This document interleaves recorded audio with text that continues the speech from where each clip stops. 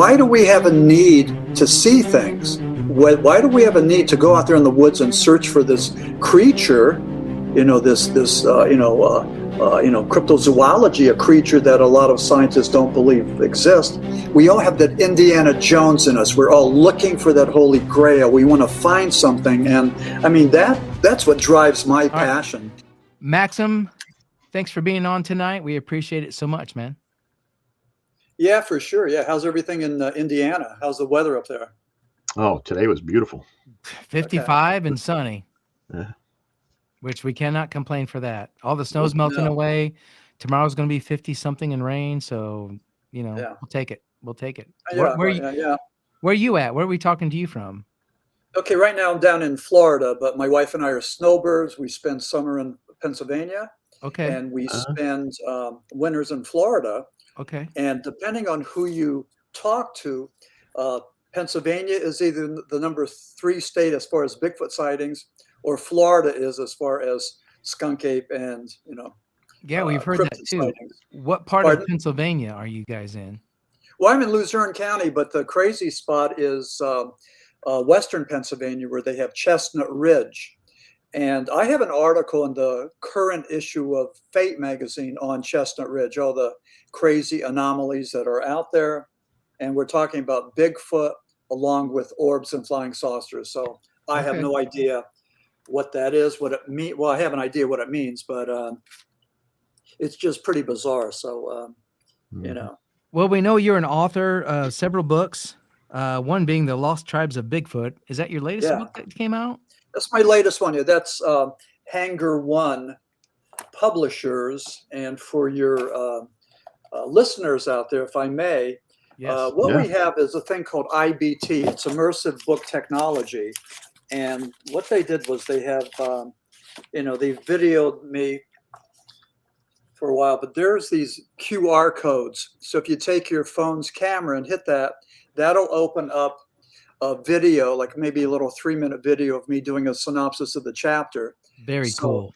Yeah, it was really kind of cool. So, I mean, Hanger One asked me what were my favorite chapters. So I put a bunch of things together and we did all these interviews. So it turned out really neat. I mean, a lot of people are just blown away with the technology. It's sort of like old technology retrofitted, right? It's like what they might be doing in Roswell. So right, who would have thought to put a QR code in a book and you could like go in and watch a video of what you're awesome. Reading, right? That's amazing. I think you're onto something here. What was amazing, they shot it when I was at my office in Pennsylvania, but for some reason I was very articulate and I didn't do a whole lot of oohs and ahs and didn't stutter. So, it turned out. We need to think about that for our books. We can QR code and go to the videos or something like that. Yeah, no kidding. That'd be awesome. Now, are you putting something out currently?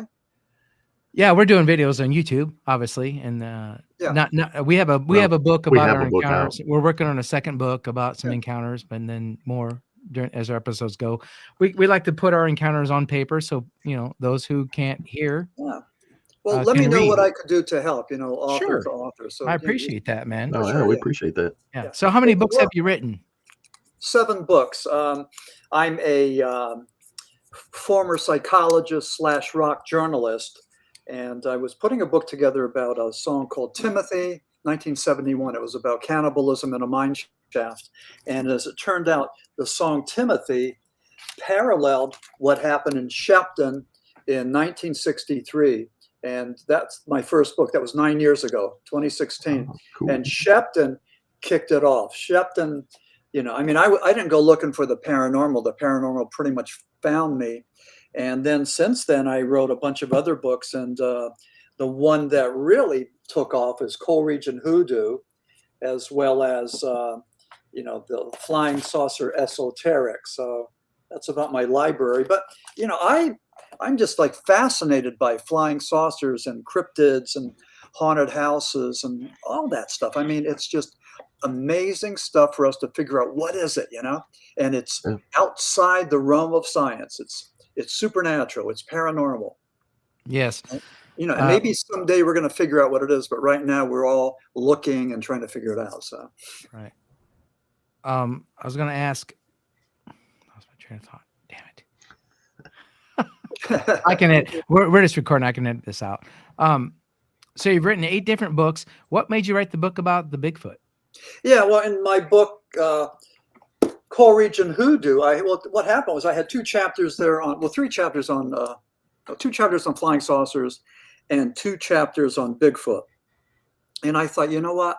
I mean, during, I just got spun around and something was channeled through me as far as flying saucers. So I just had to finish that book. I mean, I spent a lot of time, morning, noon, and night, researching, reading, and writing. And then Bigfoot, it was the same thing. I just got sort of consumed with it.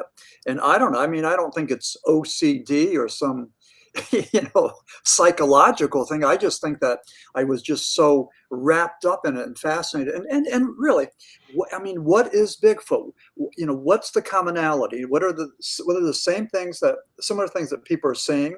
What's different? What's history have to say about it? And so the Lost Tribes of Bigfoot takes a look at that.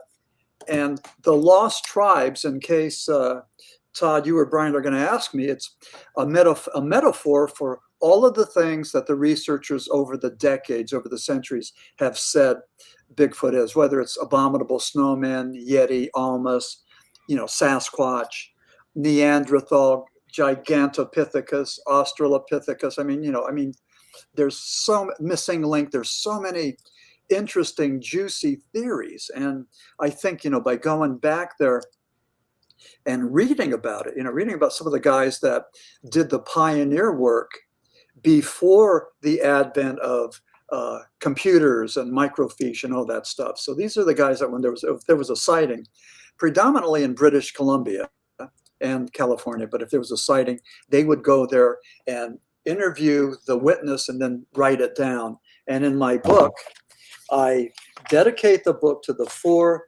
horsemen of Sasquatchery. It's Peter Byrne, John Green, Grover Krantz, and Rene Dahinden. And these guys were infamous, especially Grover Krantz was the first one to start using the word Sasquatch. Because, us white folks in California, they were looking for the California's abominable snowman. So, 1958, they had the tracks and everything. And that's when the Humboldt Times wrote an article about Bigfoot, California's abominable snowman. And then they got thousands of letters. That was 1958. People that said they either saw this thing or they believe it existed. So that hit the wire service in 1958. It just blew up. That's when we were introduced to Bigfoot. Before we forget, where can our listeners get your books at? Amazon? Absolutely. Yeah. Jeff Bezos needs the money. He's, yeah, he does. With the B, but you could either get it from Amazon, or if you want to get an autographed copy, you could get it from me at www.maximfurek.com. Okay. And I would just encourage your readers that in case they got a book to submit a review on Amazon. But also a little bit further, if you have a chance to support your local library, your independent bookstore, your local regional authors, do that, because, it's pretty much a story of David versus Goliath. It's us versus the corporation. And, a lot of independent bookstores are getting stomped out. I mean, they're gone. So, so anyway, that's my rant. But, so Maxim, what got you into all of this? I mean, what started your interest in this and made you write these books and do what you're doing? Yeah. So in 2016, I wrote this book on the Shepton mythology, and Shepton, had all these bizarre points, like allegations of cannibalism, allegations that Pope John the 23rd was in the mine for 2 weeks and that he performed a miracle. Stories of out-of-body experience, near-death experience, afterlife experience. These miners saw humanoid creatures. It was the most bizarre mining disaster in history. And here's something that nobody knows. The rescue technology that they developed in Shepton in 1963 was used in 2010 at the Chilean copper mine disaster. There was a movie called The 33. There were several books written about it. And this is kind of interesting because Shepton saved those 33 guys, but they wrote books about it, and the cannibalism theme was pretty profound there at the Chilean copper mine disaster. What happened was they only had so much food, and they knew that these 33 guys, they would get a little thimble of milk, crackers, and tuna fish. That was the ration for the whole day. They knew that at a certain point the food was going to kick, and again, it's documented in these stories about the Chilean copper mine disaster. They said, after the food kicks, what do we do? And one possibility was cannibalism. And this is where it gets kind of interesting, because all of the guys from down there were from Chile, except the one dude, he was from Uruguay. So the story was that if anybody got cannibalized, it would be the guy from Uruguay. So that was the dark humor. But fortunately, they got rescued. Back to Shepton, the miners claimed that Pope John the 23rd saved their lives, that he was in the mine for 2 weeks, just gave them a sign of peace. Pope John the 23rd died in June of 63. Shepton took place in August, after he had already died. All three of the purported miracles that Pope John the 23rd did, allegedly, happened after he died. And I've spoken to Catholic nuns and theologians about that, and they said, well, yeah, the way miracles work is, you go to heaven, you get the power, and you come down and work the miracle. You don't do it, but God works through you. So, I don't know if you like to talk about God and religion and cryptid creatures, but it's not religion, sure. It's spirituality, and why not? I believe in miracles, and so that was it. So Shepton. The other thing too, and I want to say this, there's Pope Francis is in the news a lot. He's near death, and it looks like he's just pulling out of it. In 2014, Pope John the 23rd was canonized as a saint.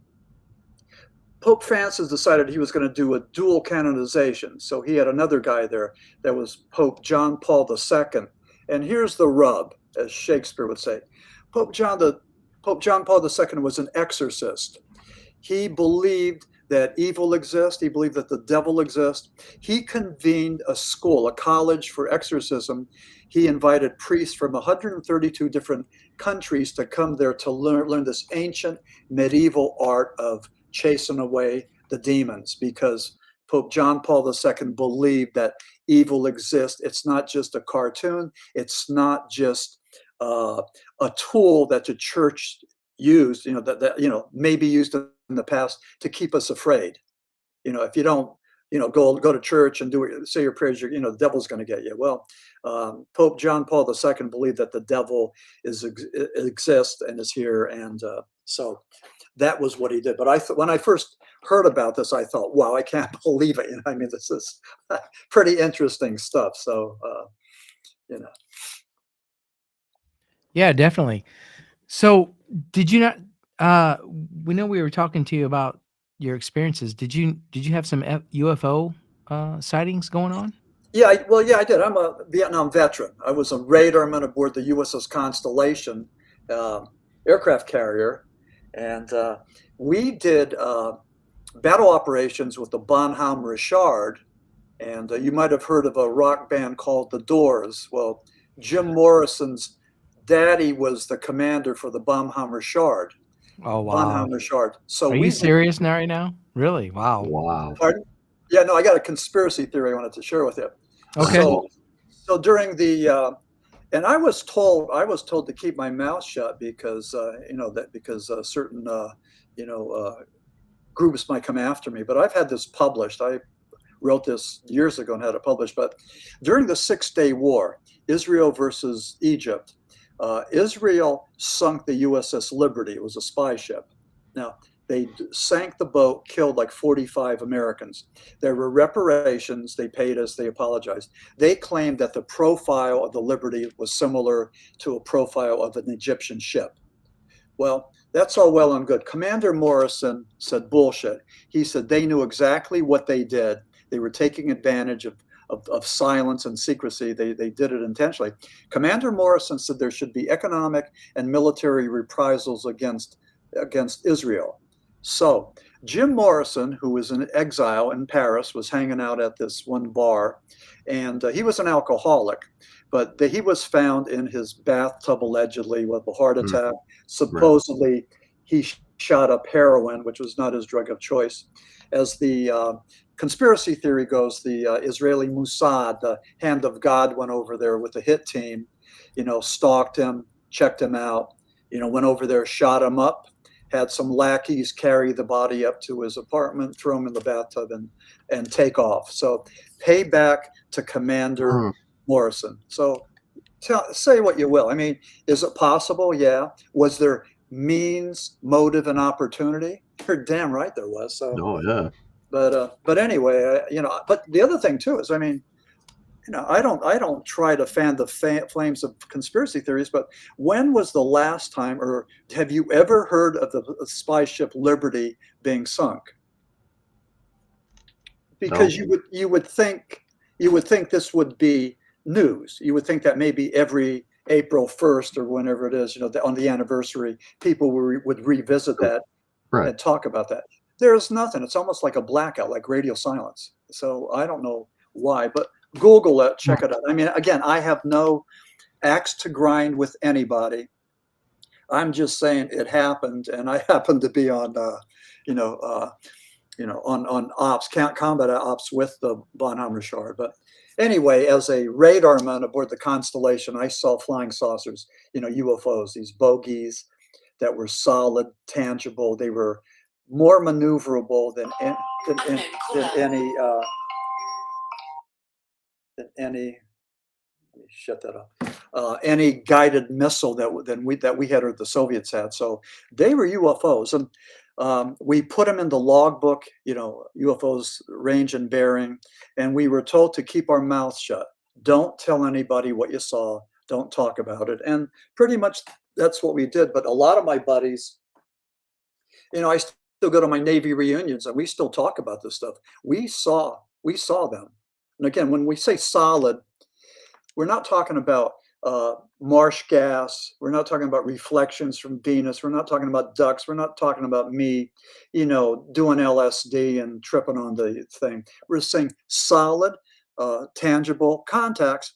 And again, what are they? Well, they're either ours or they're theirs, or they're either extraterrestrial or interdimensional. Take your pick. But 3% of these anomalies we can identify. 3%. And it's always 3%, whether it's today in 2025 or back in. Tell you an interesting thing. I like to watch on YouTube the old black and white sci-fi films. And there was one, Earth versus the Flying Saucers, around 1957, and that was that Roy Harryhausen with the saucers going into the Pentagon and all this stuff. Before this movie starts, this sci-fi movie, this academic military guy comes out, and he's talking about life on other planets and everything. He goes, 3% of the things we see cannot be identified, and it's the same thing as they're saying today. So, that'd be a good name for your book, Todd, Brian. 3%. We always say, believe nothing what you hear and half of what you see. So, I try to live by that philosophy. But you do not look old enough to be in the Vietnam War, but thank you for your service. Okay, well, thanks a lot. Okay, well, appreciate that. I don't know what to say about that. Can you describe what you saw though in more detail at all, like the well, UFOs? First of all, with the what radar, were they doing and what color were they and all that stuff? Yeah, just they were fast. They would zigzag, but what we saw is similar to what they saw in 2004. Navy pilots off the coast of San Diego, and they saw this tic tac shaped Mm-hmm. object that went back and forth, more maneuverable than anything we have or they have.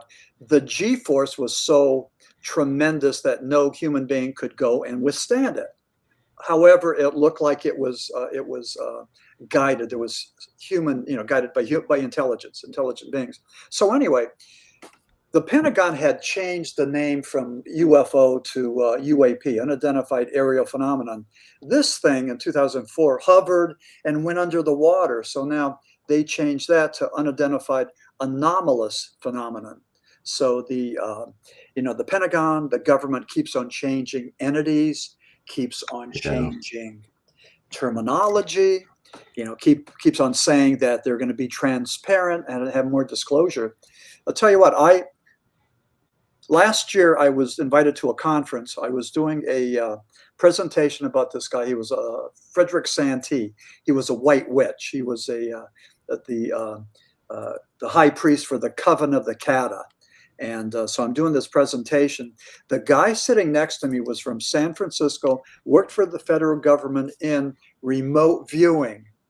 And I wanted to pick his brain and find out what exactly are you doing, And he wouldn't tell me. He goes, I can't tell you anything. But when, we always said that it was happening in Montauk, that Montauk had mind control and, time travel and all this other stuff. Well, let's say it's not Montauk, but let's say it's, someplace else, maybe South Bend, Indiana. I don't know, but that they have a citadel, or probably a lot of them, where the government works on mind control, time travel, remote viewing, you name it. I mean, we know the CIA was dealing with LSD, with the ultra, what is it, MK Ultra. MK Ultra. Again, secret projects to see if there's military applications for some of these things that are out there that you talk about all the time on your program. So, they're probably listening to you to find out what you know and see how close you're coming to the. We always say that too. I'm giving you guys a warning right now. We're talking to our FBI agent. How you doing? I hope they are listening, to be honest with you. I hope they are. I'm no agent, Very cool. You also have a bachelor's degree in psychology, a master's degree in communications. How does that tie into this paranormal thing that you've gotten into, and how do you use that to help you figure stuff out, explain things as you've come across them? Yeah, well, quite a bit it helps because, I think there's a lot of similarity between cryptozoology and the paranormal. And as a matter of fact, I think they're all the same. I think it's the same ball of wax, and we just haven't figured it out, or we misunderstand, or whatever. But being a former psychologist, I mean, it's the study of the mind. So why is it? Why do we have a need to see things? Why do we have a need to go out there in the woods and search for this creature? This cryptozoology, a creature that a lot of scientists don't believe exists.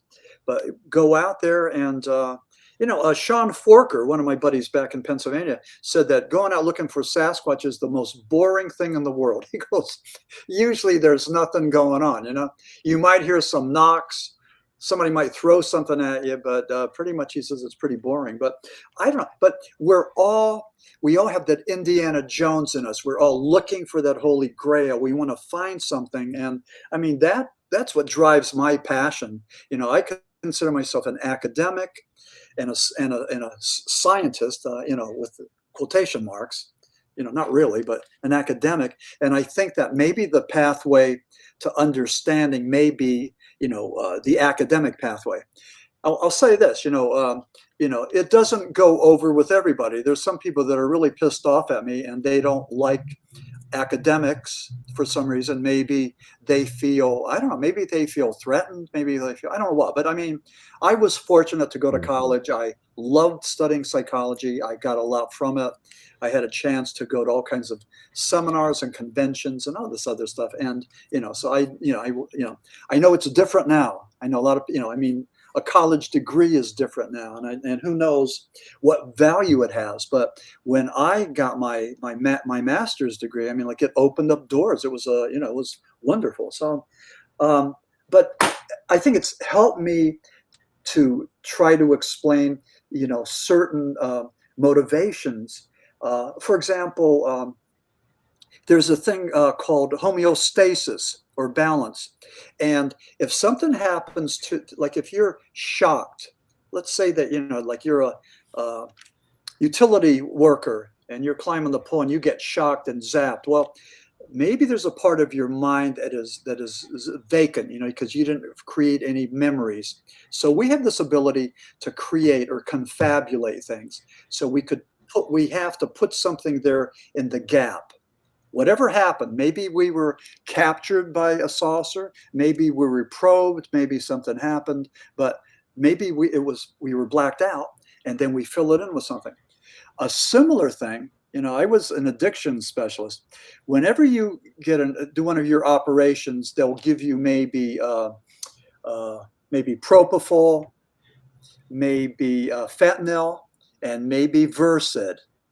And those are heavy duty painkillers and everything. But the Versed kills your memory. You have no recollection of being probed, no matter what the operation is. So the Versed does the trick. So for other people that are out there experiencing, UFOs or whatever, if there's a gap there, it's almost like having a hit of Versed. There's a gap there. And another one, again, I have a real fascination for some of these drugs of abuse, but with ketamine, back in the day, a lot of the college kids were doing ketamine. It's a derivative of PCP, phencyclidine. They use ketamine. They're in South Bend, Indiana, for animals. The veterinarians do that, but the kids were taking this. And ketamine, what it does is, let me see if I could explain it, but like, here's me and here's this book. So there's this, I could feel there's a gap, there's a space between my finger and the book. Okay, so that's just the way things work in this sensory world, this world of sensory perception. When you do ketamine, what happens is everything, and again, I'm saying this for a reason, there's an analogy about everything blurring into one. When you do the ketamine, you become one with everything. So you become part of that book and the table and the people and the stairs. So it's all one. It's like love. It's like being on ecstasy and, being so filled with serotonin that you're in love with everything. So altered states of consciousness through drugs, we know all about mescaline. We know all about, the doors of perception. We know about LSD, but, there's not a whole lot of people talking about ketamine or Versed or some of the other ones, but I mean they're just as amazing.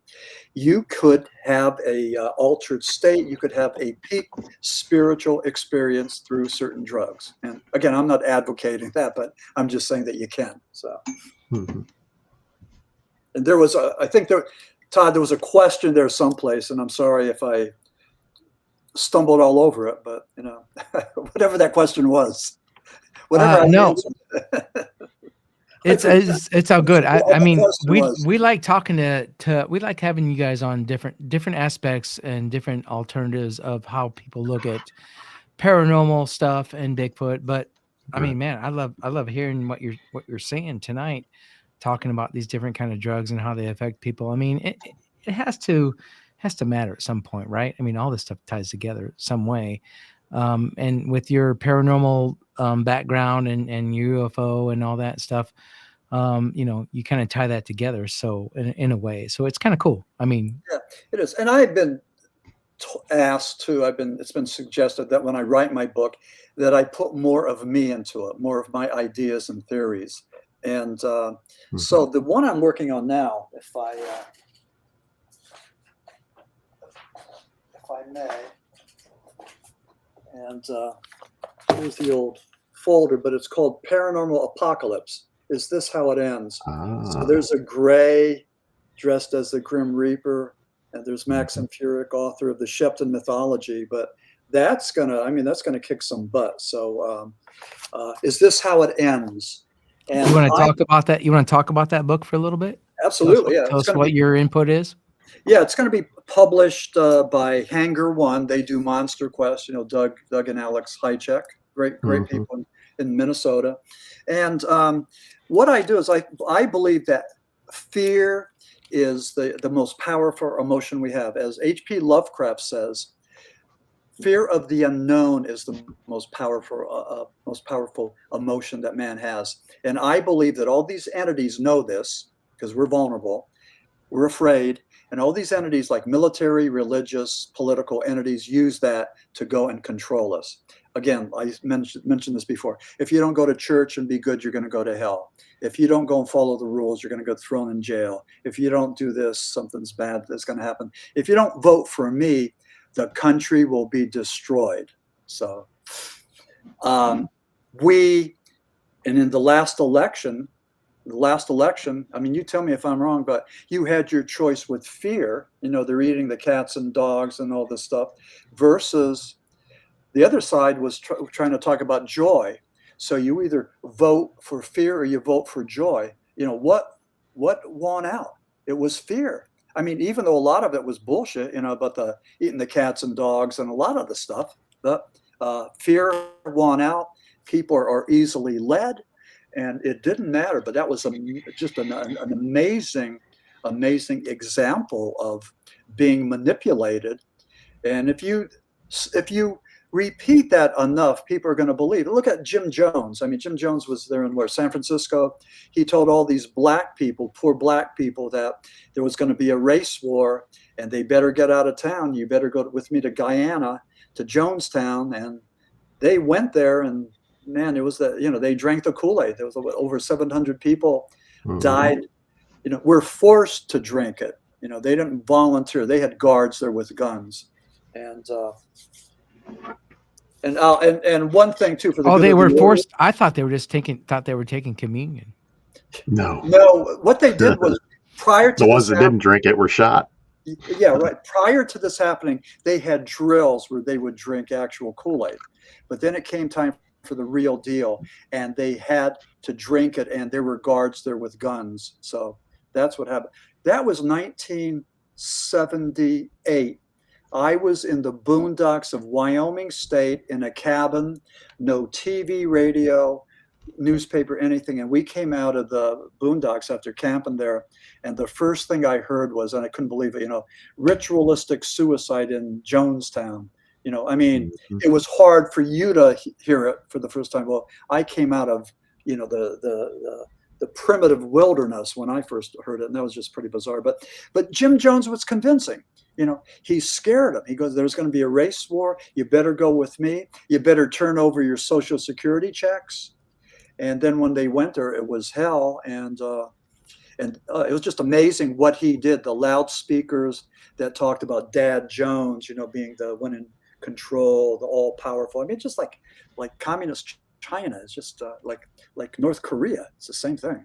Yeah, some people just will be sheeps. You know what I mean? Yeah, and again, for all of your listeners out there, please, make up your own mind. Use critical thinking. Look at both sides. Do your research. Take a deep breath and then dive into these things and figure out if you believe these things or not. But don't listen to me. I mean, get a second opinion. That's what you need to do. But we need critical thinking. We don't need little lemmings following the leader. Right. We've had enough of that, and we know where that's taken us now. So right. So give us your thought on the drones and all that stuff going on recently, and the plane crashes, I guess. I mean, what the hell's going on in this country? Well, I don't know about the plane crashes. I don't know anything about that other than maybe poor maintenance and shoddy craftsmanship is just catching up to us. I don't know, but I don't know how that plane in Toronto could have flipped over. I don't know that. But with the drone thing, wow. Yeah, it really was, yeah. But with the drone hysteria of 2024, that was pretty bizarre. And I'll tell you what, I wrote something about that in Paranormal Apocalypse. And I said that our government and political leaders left us down. And I want to name names here. The Biden administration's talking heads did not sufficiently explain to us what was happening up there. They botched it. President-elect Trump botched it. He should have kept his mouth shut, but he said that the government knows what's going on and they're keeping it from the American people. It inflamed it. The flames made it sound like there was a conspiracy to keep that information from us. There was a what do you think, Brian? I mean, that's what happened. I think there was, yeah. Okay. There was You got me there. There was the woman from South Carolina said that she believed, she was on one of the government UFO committees. She believed that they were extraterrestrial. There was a podcast. The guy that owned a drone company said that terrorists stole a nuclear device from Ukraine, transported it to New Jersey. Government drones were looking for a heat signature, looking for that.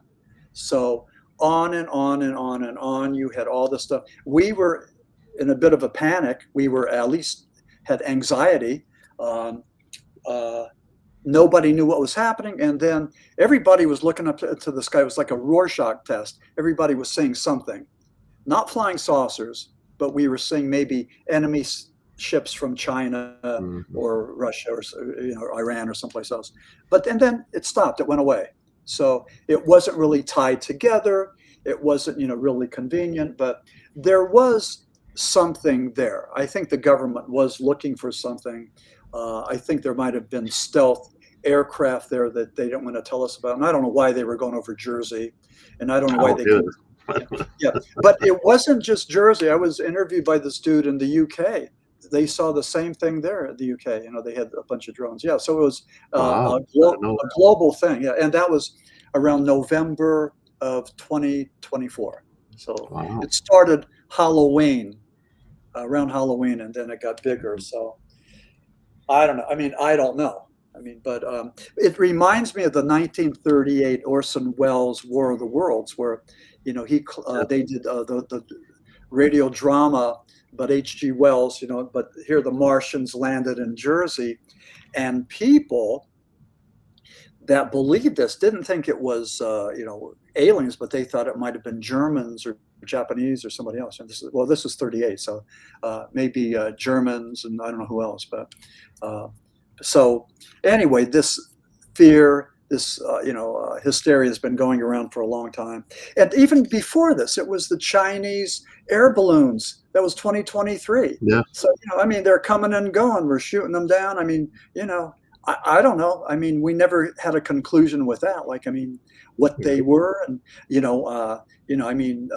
China really needed to be called out on that. That's a violation of every international law, on the books. So, I think we're frustrated. We're frustrated because we're not getting answers, and we're frustrated because these things aren't coming together or having a conclusion, a neat conclusion like they should.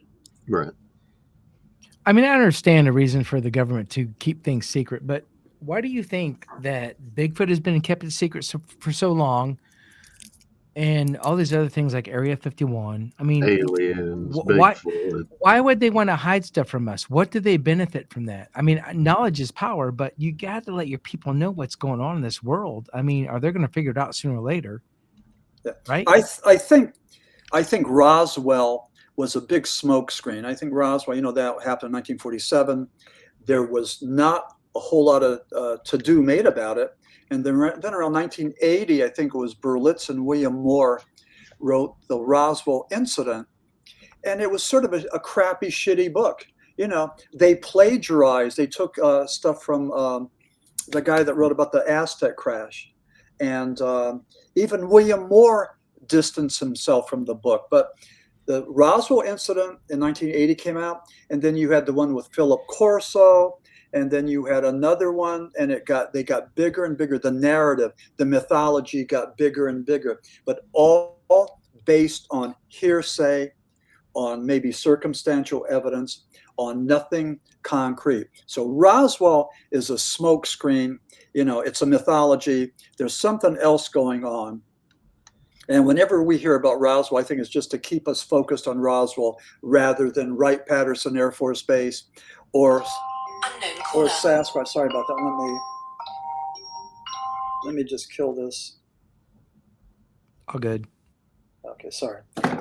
And I think they want to buy my house. So anyway, I think that the Kecksburg UFO crash in Pennsylvania, Western Pennsylvania, Westmoreland County in 1965, that seemed to have more of a substance, more of a concrete basis than did Roswell. I mean, there were eyewitnesses. They saw the military trucks go in there and truck out this acorn-shaped thing with tarps on it. And they were told to shut up. There were a lot of eyewitnesses, books, and everything else. And then a number of researchers out there used the Freedom of Information Act to find out what happened in Kecksburg. All of this stuff was either lost or redacted. Lost or redacted. Now, again, what was it? Well, it was either ours, it was theirs, Russians, or maybe it was an alien craft. And the latest thing is that it was a Nazi Doc Bell. It was a time traveling device that came from the 1930s to land in Kecksburg. So there's been like a ton of books and articles written about that too. So Kecksburg is taking a life of its own. But I think at the basis of Kecksburg, it's a lot more concrete, a lot more valid than is Roswell. Again, we love to talk about Roswell, and then you have adding to the dilemma, and again, I can't answer the question, why is the government keeping anything from us? But how about this one? Why is the government promising full disclosure and transparency? And they went so far as to have the congressional hearings of 2023, where David Grush testified and said he knows where the bodies are, knows where the crafts are. They did it in 2024 with Luis Elizondo, who claimed that,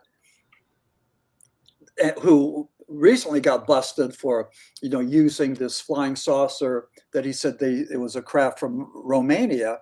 And here he lifted it from Facebook, and it was looked like a flying saucer with a chandelier light shining underneath it.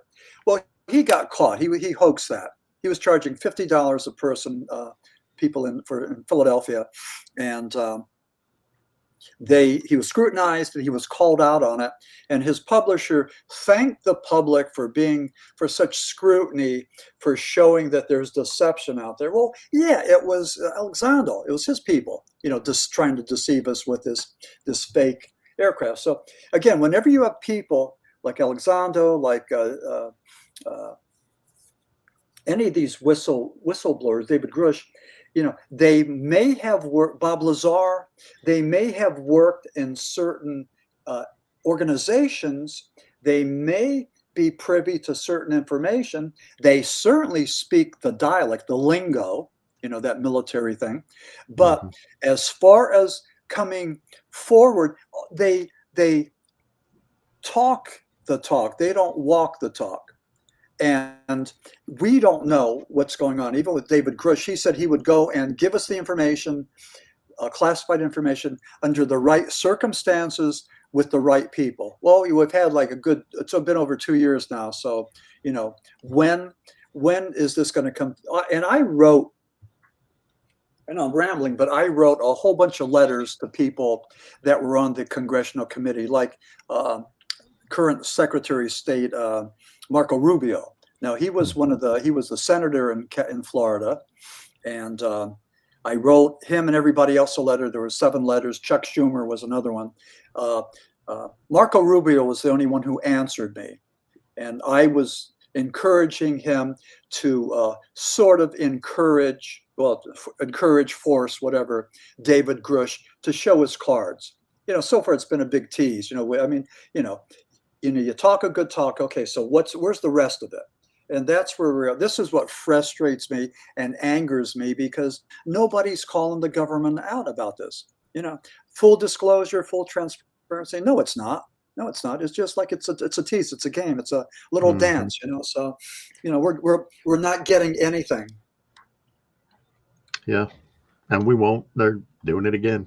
Yeah, I think they're going to do it again. So again, but let me ask you the same question. Why do you think the government is withholding information from us? And what could that information be? What do you think? It's alien technology? Could be. I mean, what else? What else would they? I mean, there's nothing else they would be hiding. Yeah. Other than some kind of major technology. Yeah. If you want my opinion, I think it's because what we've known, what we've been taught, what our religion is not true. I think that there's so many differences going on than what we've, as human beings, as we're taught, as we're raised to be, as people from our parents, our religious beliefs. I don't think it's right. I think people have developed a theory over the years, thousands and millions of years, or whatever it takes, to develop. Here's what happened. Here's what but that was developed so long ago, right? I understand that. I mean, you have these people back in the day before Christ that said, this and this and this, it's got to be like this, right? But today is so much different, and every day is so much different. We don't really know. And you're talking about aliens and all this stuff going on. If they're out there, it changes a lot of stuff. Mm-hmm. It really does with the Bible, in a way, right? I mean, the Bible is written in such a way that you can interpret it so many different ways. Yeah. But I mean, obviously there's other life forms out there. There's other things out there going on. There's no way that you guys have seen those. We are a little speck of dot in this galaxy, and then here's all these galaxies, and here's we are nothing compared to the size of what is out there, right? I mean, so I think the word is infinitesimal, right? Yeah, or something like that. So I mean, for us to think there wasn't life forms other places is dumb. I mean, we gotta think that, and to see these aliens and flying saucers and these unidentified things going on, there's way more than what we're not going to know this stuff, right? Mm-hmm. Maybe when we pass on, but as human beings, we're never going to have the knowledge to know what's really going on out there until hopefully after we're gone. It was meant to be that way, I think. I know that sounds crazy, but that's my thought. No, but at least the three of us are doing our part to continue the narrative, to keep the conversation going, to form it, to develop it, so and give it boundaries, and that's what you do. So, to talk about this in a intellectual manner, not like knuckle draggers, but to make some sense of it and to bring some respect into the field that we really need. So, but here's the other thing too, we've already heard the story that maybe there were angels that came down or aliens and they interbred and they gave us technology, that maybe Jesus was an alien and the Anunnaki and all this stuff. We've already, well, at least the three of us have heard those theories. So, if in fact we were to find out that, the aliens are among us, I think that part of us is ready for that. Just to see what that's like. And I mean, I don't think I would, I certainly wouldn't go crazy. I wouldn't go, I mean, I saw flying saucers, but I don't know what they were, but, we saw them. They were real. I think as a race, I think we're ready. I don't think anybody would really freak out. I don't think that it would be mass panic like you see in the movies. I don't. Yeah. I think it was in the 50s when they had the government. What they had Project Sign, Project Grunge, Project Blue Book, and they were looking at all these UFOs and everything. One of the theories was that if we found out that there was alien creatures, we would panic. It would turn organized religion upside down, and we would just go crazy. And that was back in then. Yeah, probably. Yeah. So I don't know. I mean, you like to think we're a little bit more mature than, that we've matured in a way. I mean, I hope so, but I don't know. I don't think there would be miss. One thing we've noticed, and this is something that always caught me off guard, when we talk to people who are religious, a lot of religious people do believe in Bigfoot, whether they've seen him or not, and that intrigues me because of the whole Bible thing. They don't really talk. They talk about the Nephilim, but you have to dig deep into Genesis, right? And when you read the Bible, Genesis, you read it, it's like, okay, let's get through this. Yeah, there was a flood, blah, blah, blah. Let's get into the good stuff, right? It's the book of But Enoch. there's so much, the book of Enoch, you're right, Brian. Yeah, okay. There's so much stuff that happened prior to that people don't know about, right? I mean, it's like, in the beginning, God created this, and this happened, and then Noah, and then the flood. Get into the book of Enoch, because that's what talks about the giants and the Nephilim and. But I mean, look at this earth. They've edited and cut up the Bible so much, none of that stuff's in there. What do you think about, like, if you look at like Arizona and all these dried up structures and ranges and these, they've been there for millions of years, right? I mean, we've seen this, we the Grand Canyon, all that stuff, and you talk about the flood could have done all this. I mean, this earth is old, right? I mean, it's ancient. Is it more ancient than Christians believe, than the 3,000, 5,000 years? Is it millions of years old? I mean, what's going on here? We're never going to know this, at least while we're alive, right? I mean, is there a way, Maxim, do you think, to solve all this stuff? I mean, well, you could solve some of it through science.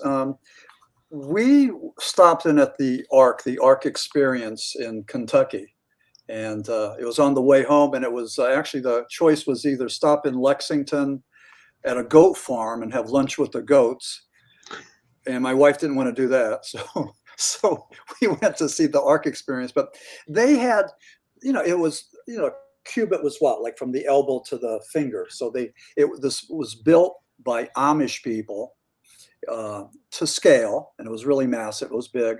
A lot of Christian folk there. They make their pilgrimage there. But one thing that was happening is they had cages for all the animals. The animals came 2 by 2. Well, in the Ark, they had little Brontosaurus and little Tyrannosaurus Rex. They had dinosaurs there. And as far as I know, man did not walk the earth with the dinosaurs. And the way that works is, again, this is, you're asking what proof do we have? They had a thing called the KT incident. And that's when this huge asteroid or meteorite hit the Yucatan Peninsula, and it created an ice age. It wiped out all of the non-avian dinosaurs. That's the Brontosaurus and T-Rex and everything else. The other ones, the bird-like ones, survived. The little ones survived, not the big ones. The little ones were able to go and fend for themselves. And birds are relatives of dinosaurs. Birds evolved from dinosaurs. So, we watched the PBS thing, Dino Birds, the other day. So I'm just filled with some of the stuff, but interesting stuff. So anyway, they found in the Yucatan Peninsula, they found the place where approximately when the dinosaurs went extinct. And the reason they found like these levels of iridium, which is some sort of an element that comes from outer space. It's not an earthly thing. So they found the iridium, and they found exactly the spot in the Yucatan Peninsula where that thing came down. So they were able to pinpoint the spot where the blast was, and this thing with the fossil fuel. So that part makes sense. In my book, I talk about the Patterson-Gimlin film, and again, another example of science coming full circle. There was a guy named John Napier. He was a British primatologist, and Napier didn't believe in the Patterson-Gimlin film because he thought that Patty, that creature that they took a picture of, the female Bigfoot, was a hoax. He said that it looked like the top like an ape and the bottom like a hominid, like a man. That was in 1972. In 1974, in Ethiopia, they discovered Lucy, that was Australopithecus, man's earliest ancestor. They named it after the Beatles, Lucy in the Sky with Diamonds. So, and that night they got drunk and they listened to Lucy in the Sky with Diamonds. When John Napier, who called it a hoax in 72, heard about this 2 years later, he said, wait a second, I'm wrong, because Lucy, Australopithecus, had an upper body like an ape and had the lower body like a hominid. It was bipedal, it walked. So Napier says, I got it wrong. This Patterson-Gimlin film is correct. So science caught up with that, with the theories, and came full circle. And I talk about that in The Lost Tribes of Bigfoot. I talk about some of these things that make sense And it's just a wonderful story. I mean, like, I'm just intrigued by it. You know, I'd love to do a follow-up on Bigfoot, but we'll see about that. But I have to finish Paranormal Apocalypse. But I would encourage your listeners to consider The Lost Tribes of Bigfoot. There's a picture of me in the back. Yeah, I'm definitely going to check it out. As a rock journalist, and that's in Greenwich Village. That's where Dylan, that new movie, A Complete Unknown, you know, Dylan was hanging out in Greenwich Village. So yeah, that's right. You're a rock journalist. Tell us what that is real quick.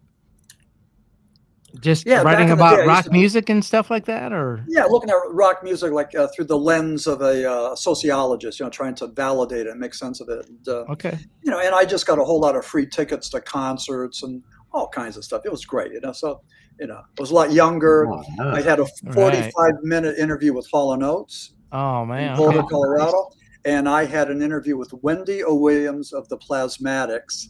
And Wendy, I don't know if you ever check out the Plasmatics on YouTube, but she was a former porno queen. Okay. Her husband thought she could make more money in heavy metal, so she'd dress up like and have electrical tape across her nipples and this black dominatrix outfit, and she would smash TV sets. She was cool, and we had a chance to hang out with her, and she was very nice and petite, you know. So that's awesome. Sounds like you've lived a great life, Maxim. I mean, it's great. It was great having you on tonight, talking to you. We need to stay in touch. Yeah, we can get you back on and talk more about your books and future books too. And again, they can find those on Amazon. You said shout out some of your books are on there. Yeah, The Lost Tribes of Bigfoot, or Coal Region Hoodoo: Paranormal Tales from Inside the Pit. Coal Region Hoodoo is a really, really good one.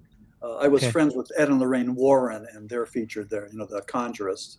Okay. So the Coal Region Hoodoo is awesome. So, yeah. Right on, brother. Yeah, thank you, Todd and Brian. I really appreciate this opportunity. And absolutely, man. Yeah, we enjoyed it. Yep, we'll probably put this out in a couple weeks, just so you know, and we'll let you know when we put it out there. I'll send you a copy. But thank you again, Maxim. Thanks again for being here with us tonight. Okay, when you stop recording, stick around. I just want to talk to you just for a second. Okay, sounds good. Thank you. I really appreciate it. Hope everybody enjoyed this. Yep. Thanks, Maxim. Thanks, Maxim.